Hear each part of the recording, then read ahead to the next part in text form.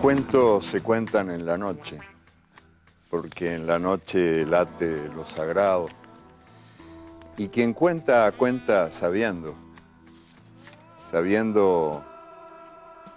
que las uvas están hechas de vino, que Troya fue parida por Homero, y sabiendo que nosotros somos las palabras que cuentan lo que somos. Hoy voy a contarles, a mi modo y manera, algunos cuentos del oficio de contar cuentos.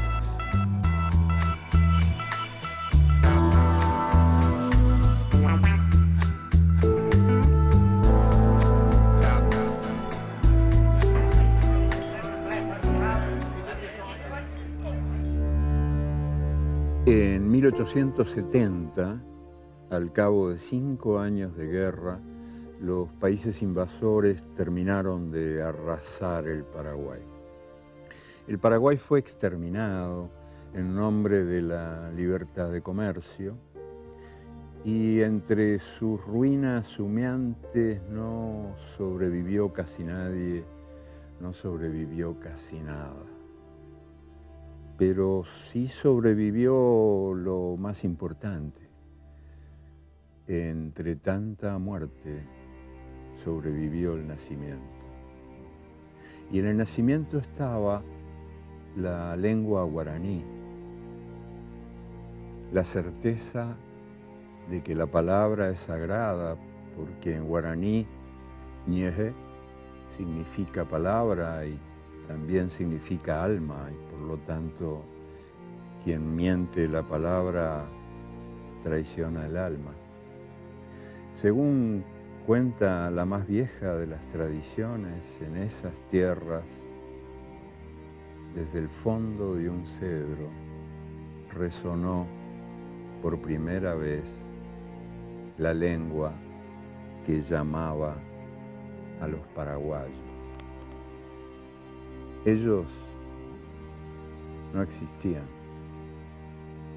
nacieron de la palabra que los nombró.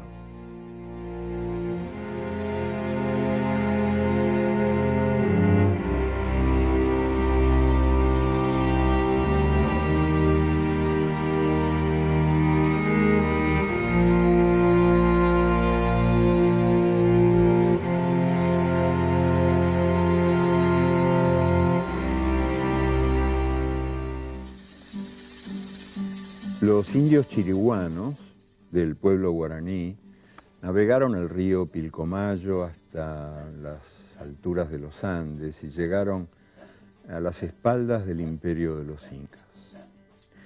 A principios del siglo XVIII tuvieron allí un primer contacto con los europeos que habían invadido esas tierras. Unos frailes franciscanos que llevaban en sus mulas unas alforjas cargadas de libros sagrados. Los chiriguanos, que no conocían el papel, pudieron así tocar unas Biblias y preguntaron qué era eso, para qué servía. Y así descubrieron el papel, pero como no lo conocían ni sabían que existía, los chiriguanos no tenían ninguna palabra para nombrarlo.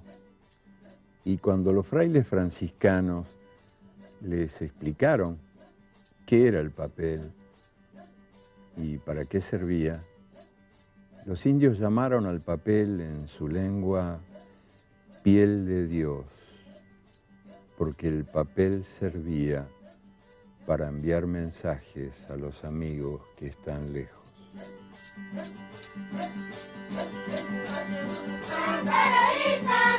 Syuting no apapaga volver tu misma. Bumana nengme ngwana, baisa kan dere. Kami kalkul masitten. Colegio Prestigian. Tama apa kue ambu.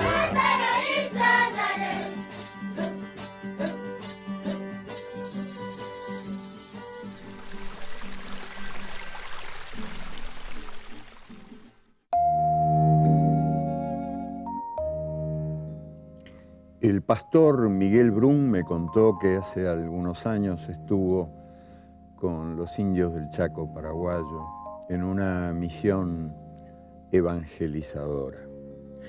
Los misioneros visitaron a un cacique gordo que tenía fama de muy sabio, y el cacique escuchó sin pestañear la propaganda religiosa que le leyeron, y cuando la lectura terminó, los misioneros se quedaron esperando. Y el cacique, el gordo, no decía nada. Por fin, después de largo rato, opinó y dijo: eso rasca, y rasca mucho, y rasca muy bien. Pero sentenció: el problema es que rasca donde no pica.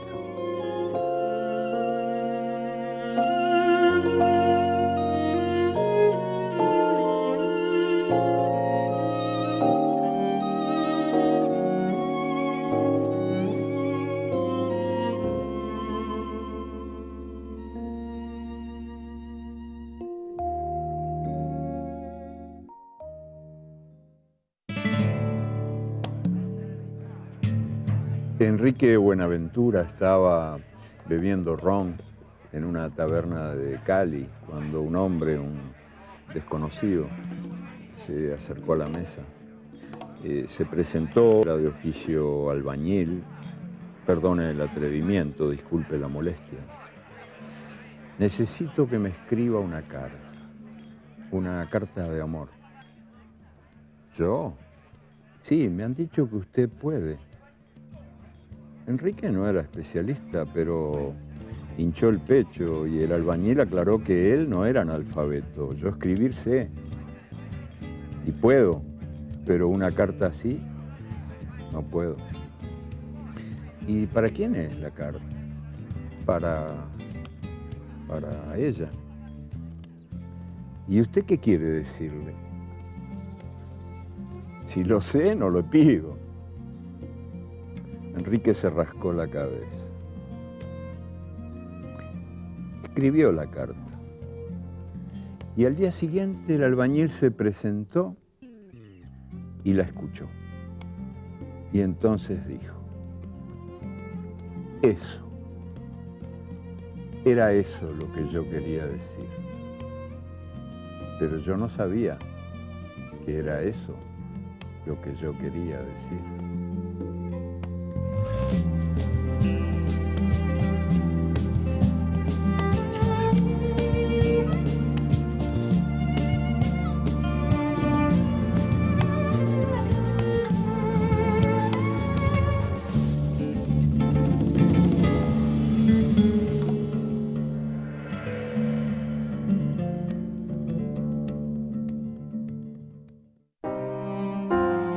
Se cumplía medio siglo de la muerte de César Vallejo.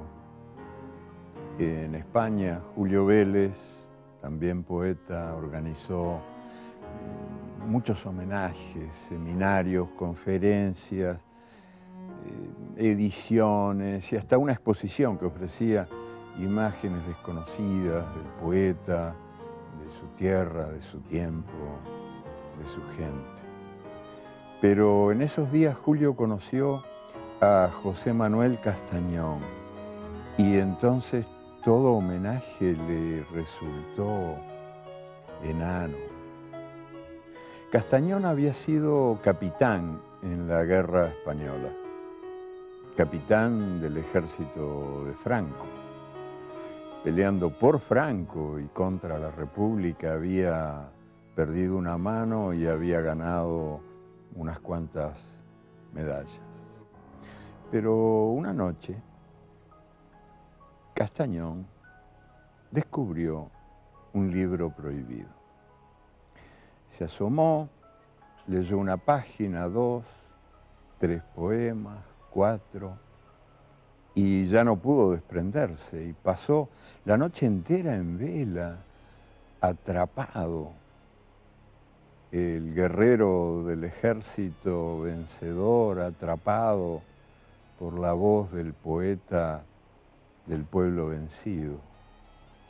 Y a la mañana siguiente, no bien despertó, Castañón renunció al ejército de Franco, devolvió sus medallas y se negó a recibir ni una sola peseta más del gobierno español. Después fue preso, marchó al exilio.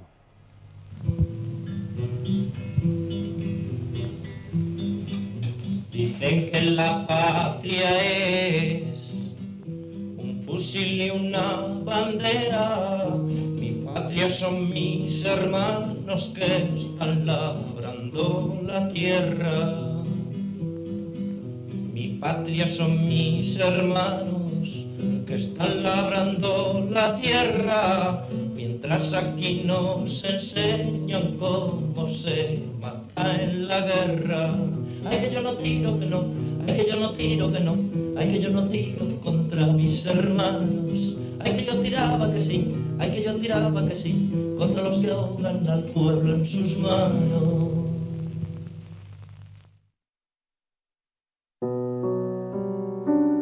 En tiempos de la dictadura militar del Uruguay, los presos encapuchados se las arreglaban mal que bien para hablar con las manos. Por abajo de la capucha alguito conseguían ver, y aunque las manos solían estar esposadas o atadas, ellas alguito conseguían decir. Los presos decían que algunos tenían mala caligrafía, pero que otros hablaban muy bien y hablaban con los dedos. También se las arreglaban para hablar con golpecitos a través de la pared, en códigos que iban inventando y que siempre nacían de la necesidad de decir.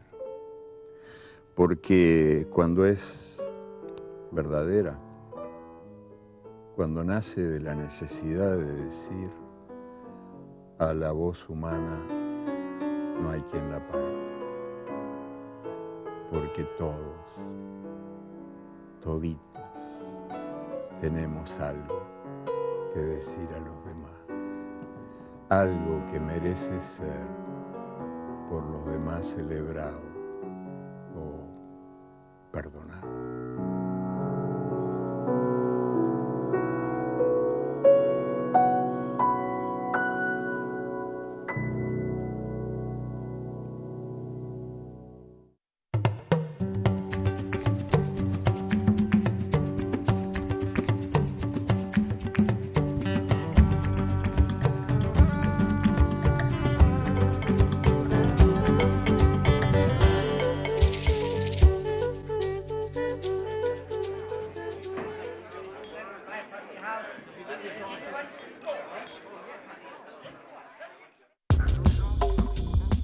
Allá por el año 1920 y tantos, el general mexicano Francisco Serrano estaba fumando y leyendo el diario en el casino militar de Sonora.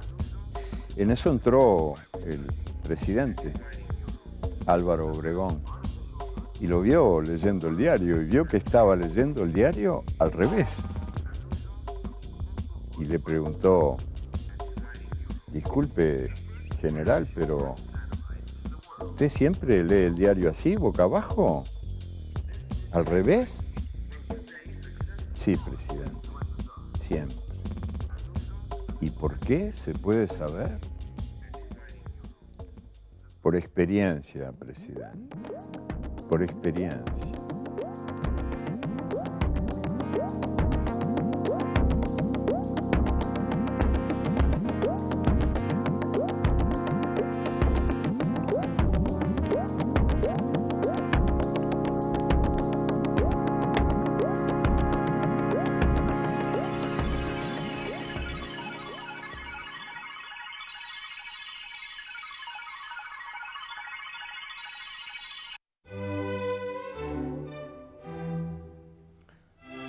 Metido en su armadura de latón, montado en su rocín hambriento, Don Quijote de la Mancha parecía destinado al perpetuo ridículo. Él se creía personaje de una novela de caballería y creía que las novelas de caballería eran libros de historia. Pero, sin embargo, los lectores, que desde hace siglos nos reímos con él, no nos reímos de él, porque al fin y al cabo una escoba es un caballo para el niño que juega, mientras el juego dura, y mientras compartimos las estrafalarias desventuras de Don Quijote, las hacemos nuestras. El caballero de la triste figura llevaba ya más de 3 siglos y medio de malandanzas por las tierras de Castilla y los caminos del mundo, cuando el Che Guevara escribió la carta de despedida a sus padres.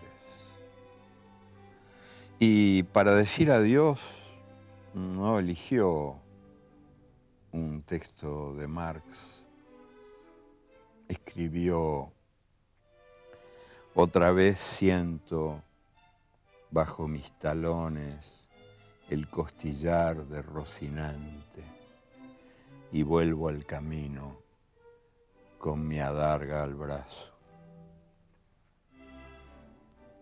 Navega el navegante, aunque sepa que jamás tocará las estrellas que lo guían.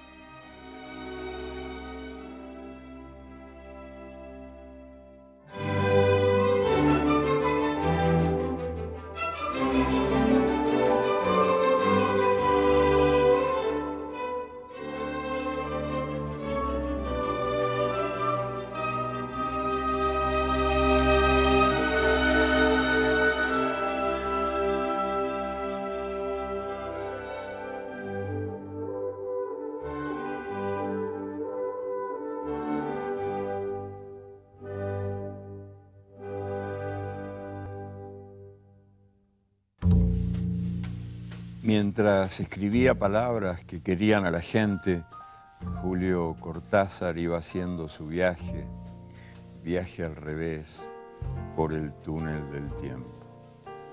Él iba desandando vida desde el final hacia el principio, desde el desaliento al entusiasmo, desde la indiferencia a la pasión, desde la soledad a la solidaridad. Y así, a sus casi 70 años, era un niño capaz de tener todas las edades a la vez, como un pájaro que vuela hacia el huevo.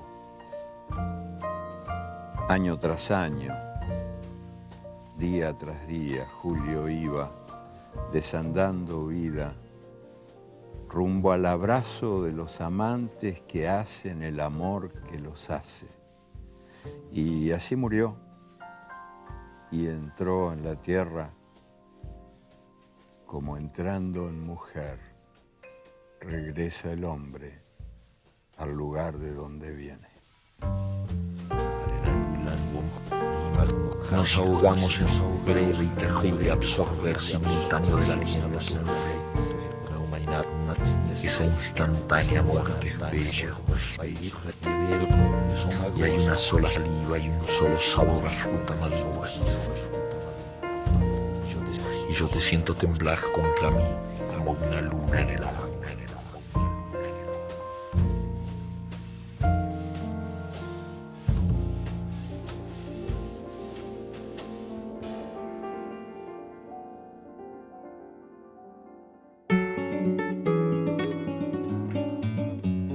Desde que Federico García Lorca había caído acribillado a balazos en los albores de la Guerra Española, La zapatera prodigiosa no se representaba en los escenarios de su país. Habían pasado ya algunos años, unos cuantos años, cuando los teatreros del Uruguay llevaron la obra a un escenario de Madrid. Los actores actuaron con alma y vida, pero al final no sonó ni un solo aplauso. El público pateaba el suelo a toda furia y los actores no entendían nada. Me lo contó China Zorrilla, me dijo, nos quedamos pasmados, un desastre, era para ponerse a llorar. Pero un rato después de mucho patear el suelo, el público les dedicó una larga ovación. Y los actores seguían sin entender nada. Y yo no sé, quién sabe, pero quizás en una de esas, aquellos aplausos con los pies, aquel trueno sobre la tierra, habían sido para el autor. Quizás habían sido una manera de decirle al autor, fusilado por rojo, por marica, por raro, una manera de decirle, para que sepas, Federico, lo vivo que estás.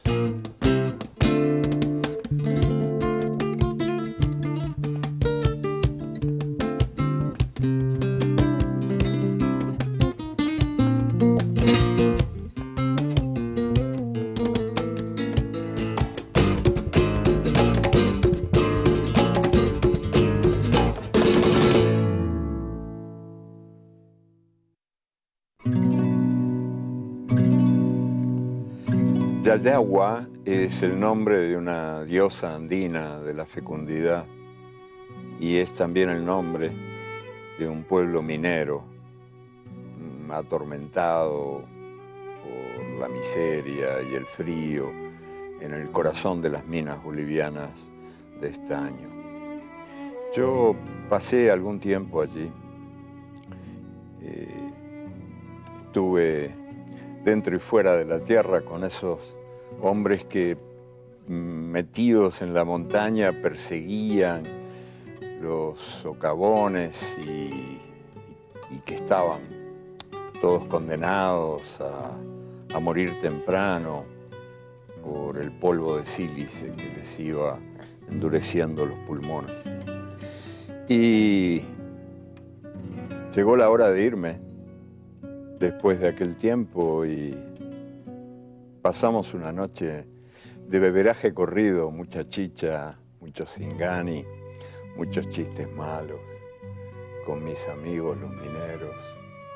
Y cuando ya estaba cerquita el amanecer, cuando ya estaba por sonar la sirena que llamaba al trabajo, alguno de ellos, o más de uno, no sé, se animó a pedir que les dijera cómo es el mar. Y yo sabía que ninguno de ellos iba a verlo o a verla, la mar, como prefieren llamarla los pescadores, que jamás iban a ver la mar, que para siempre iba a estar siempre lejísimos. Y aquel fue el desafío más importante de toda mi vida de escritor, porque yo estaba obligado a traerles la mar y a encontrar palabras que fueran capaces de mojarlos.